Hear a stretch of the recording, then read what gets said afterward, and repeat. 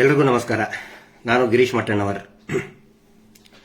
ನಿನ್ನೆ republic TV ಕನ್ನಡದಲ್ಲಿ ಒಂದು ತುಂಬಾ ಒಳ್ಳೆಯ ಇನಿಷಿಯೇಷನ್ ತಗೊಂಡಿದ್ದಾರೆ ಟಿವಿ ಚಾನೆಲ್ ಅವರು. ನಮ್ಮ ಮಾಧ್ಯಮ ಮಿತ್ರರಾದಂತಹ ಶ್ರೀ ಜಯಪ್ರಕಾಶ್ ಶೆಟ್ಟಿ ಅವರು ಮತ್ತು ಅವ್ರ ಜೊತೆಗಿರುವಂತಹ ಇಡೀ ತಂಡ, ಆಂಕರ್ಗಳ ತಂಡ ಏನಿತ್ತು, ಒಂದು ಒಳ್ಳೆ ಇನಿಷಿಯೇಷನ್ ತಗೊಂಡಿದೆ. ಆನಂತರ ಸೌಜನ್ಯ ಪ್ರಕರಣದಲ್ಲಿ ಆಲ್ಮೋಸ್ಟ್ ಒಂದು ವರ್ಷ ಆದ ನಂತರ ಒಂದು ಸ್ಯಾಟಲೈಟ್ ಟಿವಿ ಚಾನೆಲ್ ಸೌಜನ್ಯ ಪ್ರಕರಣದ ಬಗ್ಗೆ ಮಾತನಾಡೋದಕ್ಕೆ ಪ್ರಾರಂಭ ಮಾಡಿದೆ. ಹೀಗಾಗಿ ನಮಗೆ ತುಂಬಾ ಒಂದು ಸಂತೋಷ ಮತ್ತು ಕಳಕಳಿಯಿಂದ ಅದನ್ನು ನಾವು ಸ್ವಾಗತ ಮಾಡ್ತೇವೆ. ಅದರಲ್ಲಿ ಕೊನೆಗೆ ಅವರು ಒಂದು ಮಾತು ಹೇಳ್ತಾರೆ. ಇಡೀ ಪೂರ್ತಿ ಎಂಟೈರ್ ಡಿಸ್ಕಷನ್ ಒಂದೊಂದು ಮಾತಿಗೂ ಕೂಡ ಹಿಂದೂ ದೇವಸ್ಥಾನದ ಮೇಲೆ ದಾಳಿ ಏಕೆ, ಅಪಪ್ರಚಾರ ಏಕೆ ಅಂತ ನಿರಂತರವಾಗಿ ಬರ್ತಾ ಇತ್ತು. 4 ಪ್ರಶ್ನೆಗಳನ್ನು ಅವರು ಕೇಳಿದ್ದಾರೆ. 4ರಲ್ಲಿನೂ ಕೂಡ ಅದೇ ಇದೆ. ನಮಗೂ ಕೂಡ ಸರ್ ಅದೇ ಇದೆ, ಅದೇ ಪ್ರಶ್ನೆನೇ ನಾವು ಕೇಳ್ತಾ ಇದ್ದೀವಿ. ಮಹೇಶ್ ಶೆಟ್ಟಿ ತಿಮ್ಮರೋಡಿ ಅವರು ಮತ್ತು ಅದಕ್ಕಿಂತ ಬಿಫೋರ್ ಯಾರ್ಯಾರು ಹೋರಾಟ ಮಾಡಿದ್ರು, ಇಷ್ಟು ಧರ್ಮಕ್ಷೇತ್ರದಲ್ಲಿ ಮಲಿನ ಯಾಕೆ ಆಗ್ತಾ ಇದೆ ಅಂತ ಹೇಳಿ ಹೋರಾಟಗಾರರ ಪ್ರಶ್ನೆನೂ ಕೂಡ ಅದೇ. ಹೀಗಾಗಿ ನಾವೊಂದು ತೀರ್ಮಾನ ಮಾಡಿದ್ದೀವಿ. ಯಾಕಂತ ಹೇಳಿದ್ರೆ ನಮ್ಗೆ ಖುಷಿ ಆಗಿದೆ. ತಾವು ಅಂದ್ರೆ ಒಂದು ಸ್ಯಾಟಲೈಟ್ ಚಾನೆಲ್ನಲ್ಲಿ ಮಾತಾಡಿರೋದಕ್ಕೆ ಸ್ವಾಗತಿಸ್ತೇವೆ. ತಾವು ಹೇಳಿದ್ರಿ ಯಾರೇ ಸಾಕ್ಷಿ ಇದ್ರು ಏನೇ ಇದ್ರು ಕೂಡ ಬಂದು ತೋರಿಸಬಹುದು, ಸಾಕ್ಷಿನೇ ಇರಬೇಕು ಅಂತ ಹೇಳಿದ್ರಿ. Yes, agreed. ಒಂದು ನೇರವಾಗಿ ವಿಷಯಕ್ಕೆ ಬಂದ್ಬಿಡ್ತೀನಿ. ನಾನು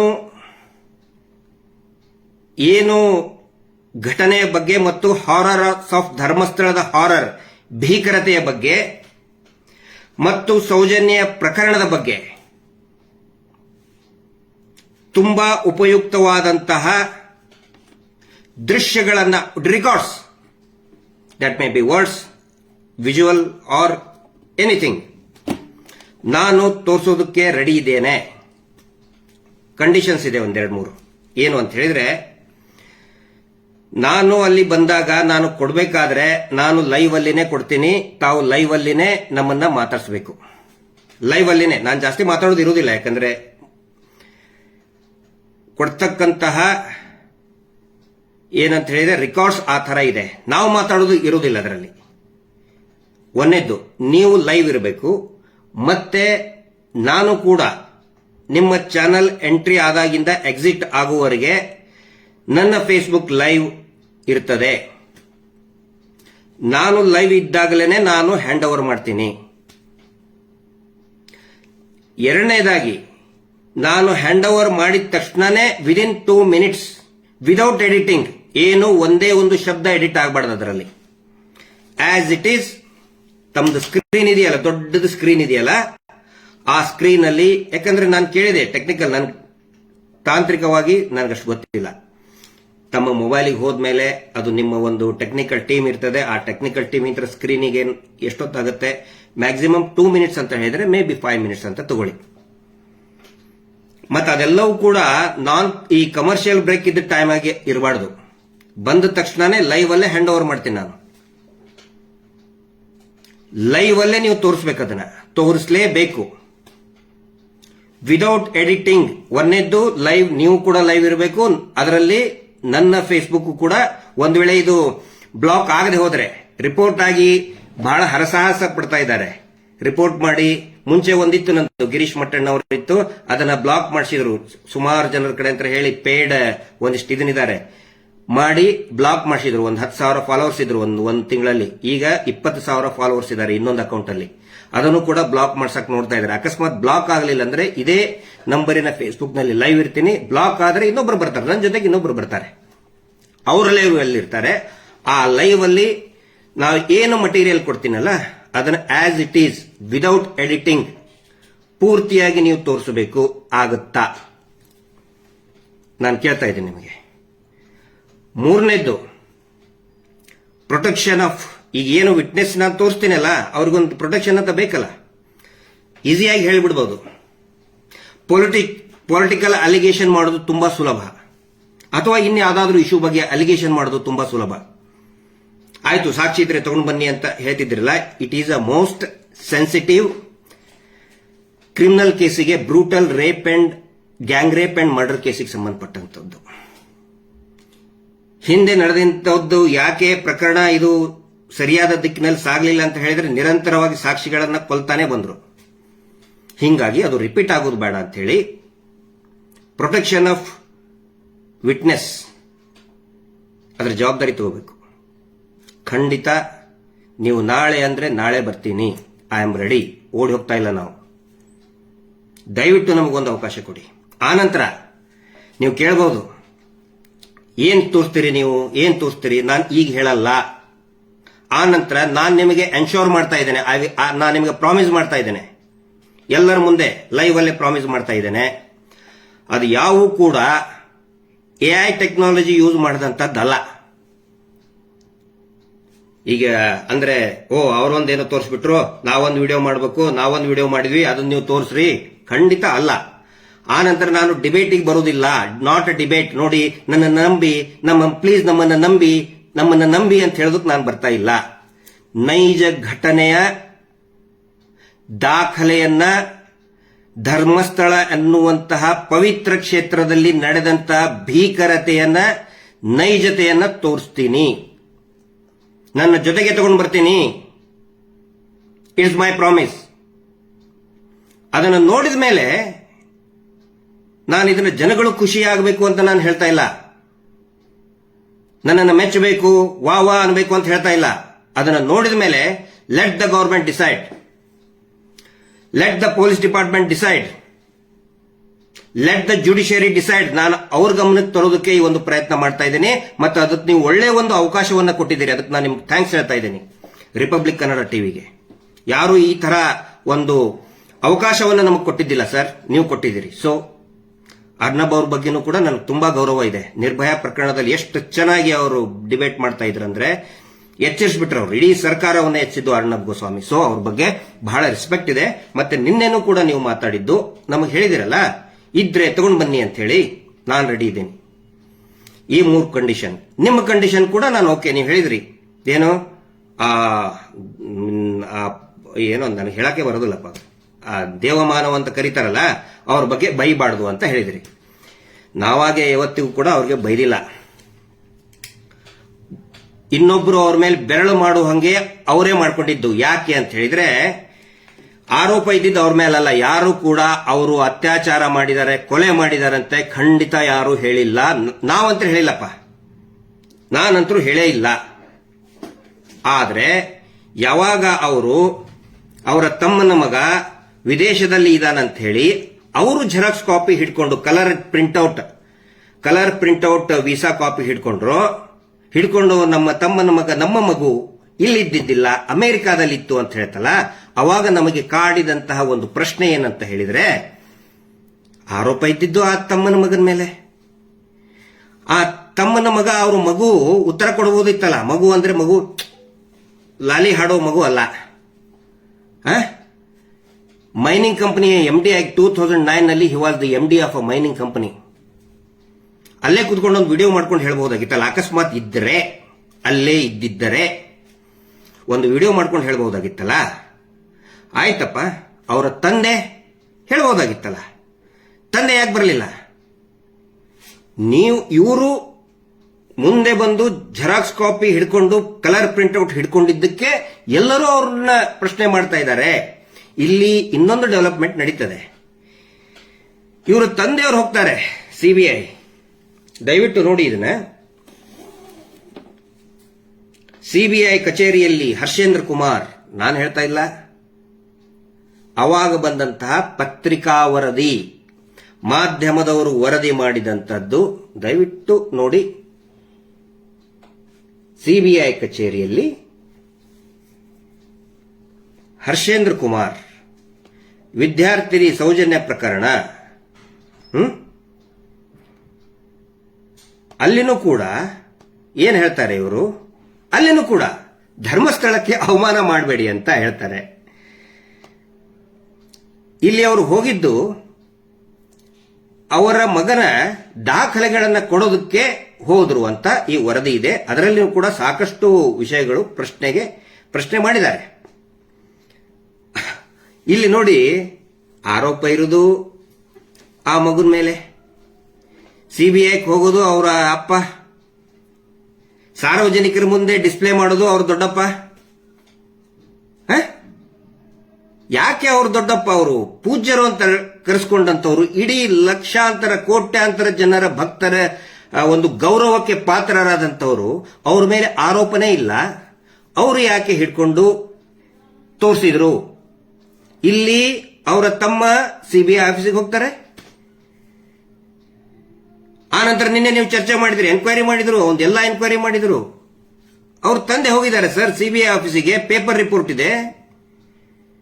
ಹಿಂಗಾಗಿ ಅವರೇ ಸ್ವತಃ ಆ ಒಂದು ಸಮಸ್ಯೆ ಅಥವಾ ಗೊಂದಲಕ್ಕೆ ಅವರೇ ಸಿಕ್ಕಾಕೊಂಡಿದ್ದಾರೆ. ಅವರು ಬರಲಿಲ್ಲ ಅಂದ್ರೆ ಅವ್ರ ಹೆಸರು ಯಾರು ತಗೊಳ್ತಾನೆ ಇರಲಿಲ್ಲ. ಅವರೇ ಬಂದು ಮತ್ತೆ ಒಂದ್ಸಗೆ ನಮಗೆ ಕೇಳೋದು, ನಮಗೆ ಬೈಯೋದು ಸರಿ ಅಲ್ಲ. ಇದನ್ನೆಲ್ಲ ಪ್ರಯತ್ನ ಯಾಕೆ ಖಂಡಿತ ನಾನು ಡಿಸ್ಕಷನ್ಗೆ ಬಂದ್ರೆ ಅವರಿಗೆ ಖಂಡಿತ ನಾನು ಹೆಸರೇ ತಗೊಳ್ಳೋದಿಲ್ಲ. ನಿಮ್ಮ ಕಂಡೀಷನ್ ಅದು, ಐ ಆಮ್ ಓಕೆ, ನಾವು ಒಪ್ಕೋತೇನೆ. ನಿಮ್ಮ ಕಂಡೀಷನ್ಗೂ ಕೂಡ ನಾವು ಓಕೆ. ನನ್ನ ಕಂಡೀಷನ್ಗೆ ದಯವಿಟ್ಟು ತಾವು ಕೂಡ ಒಪ್ಕೊಳ್ಳಿ. ಇಲ್ಲಾಂದ್ರೆ ಏನಾಗುತ್ತೆ, ನೀವು ಓಪನ್ ಆಗಿ ಹೇಳ್ಬಿಟ್ರಲ್ಲ ನಿಮ್ಮ ಹತ್ರ ಏನು ಇಲ್ಲ, ಅಪಪ್ರಚಾರ ಮಾಡ್ತೀರಿ, ಜನ ಸುಮ್ಮನೆ ತಪ್ಪು ತಿಳ್ಕೊತಾರೆ ನಮ್ಮನ್ನ. ಆಕ್ಚುಲಿ ಟಿವಿ ಚಾನೆಲ್ನಲ್ಲಿ ಹೇಳೋದ್ರಿಂದ ಏನು ಪ್ರಯೋಜನ ಇಲ್ಲ. ಒಂದು ವೇಳೆ ನಿಮ್ಮ ಚಾನಲ್ ಮುಖಾಂತರ ನ್ಯಾಯಾಂಗದ ಕಣ್ಣು ತೆರೀತು ಅಂತ ಹೇಳಿದ್ರೆ, ಪೊಲೀಸ್ ಇಲಾಖೆ ಕಣ್ಣು ತೆರೀತು ಅಂತ ಹೇಳಿದ್ರೆ, ಇದಕ್ಕಿಂತ ದೊಡ್ಡ ಕಾಂಟ್ರಿಬ್ಯೂಷನ್ ರಿಪಬ್ಲಿಕ್ ಕನ್ನಡಕ್ಕಿಂತ ದೊಡ್ಡ ಕಾಂಟ್ರಿಬ್ಯೂಷನ್ ಯಾವುದೂ ಇರಲ್ಲ.